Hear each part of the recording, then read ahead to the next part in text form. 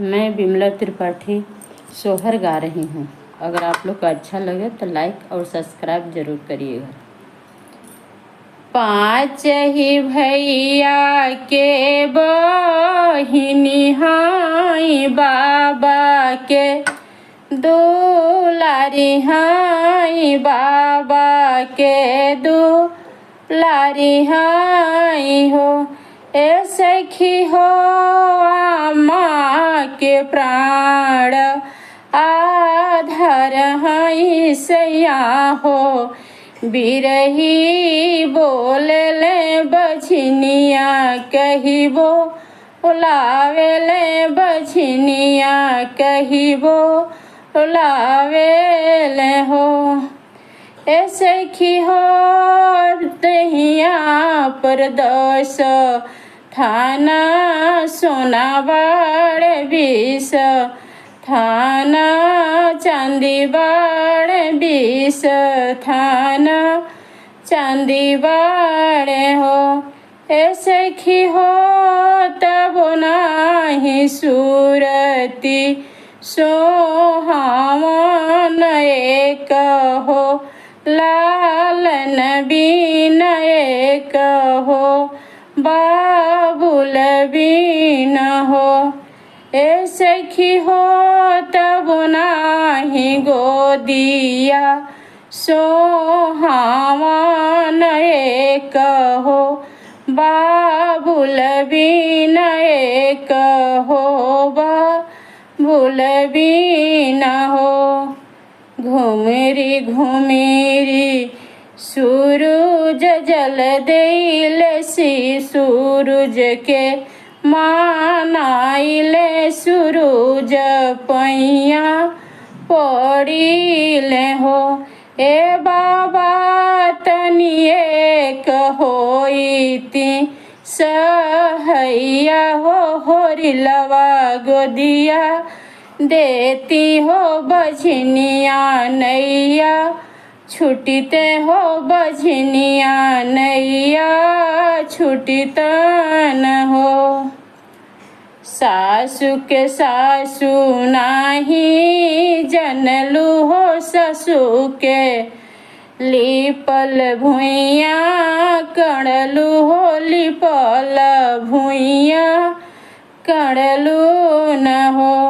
ए रानी हो जेठनी के कैलू अपमान हो ललनवा कैसे पैबू हो बाबूल कैसे पैबू न हो। गैया के खूंटा नाही पूजलू हो गैया के लाते मरलू हो गैया के लाते मरलू न हो। ए रानी हो भयने के कैलू अपमान हो ललन कैसे पैबू हो बाबूल कैसे पैबू न हो। इतना बचन रानी सुनली त सूरज से अरज कर सूरज से मिनती करे हो। ए बाबा सासू के कर बोआ दरवा लिपल गोड़ावा लगबो हो लिपल भुइया गोड़ लगबो न हो। ए बाबा जेठनी के दीदी कहिबो लइबो आदर उनके करबो हो आदर उनके करबो न हो। ए बाबा गैया के खूंटा हम पूजबो हो गैया के गोड़वा लगबो हो गैया के गोड़वा लगबो न हो। ए बाबा भयने के करबो हम मान हो बाबू कहिबो लाई भी बाबुआ कही बोलाई भी हो।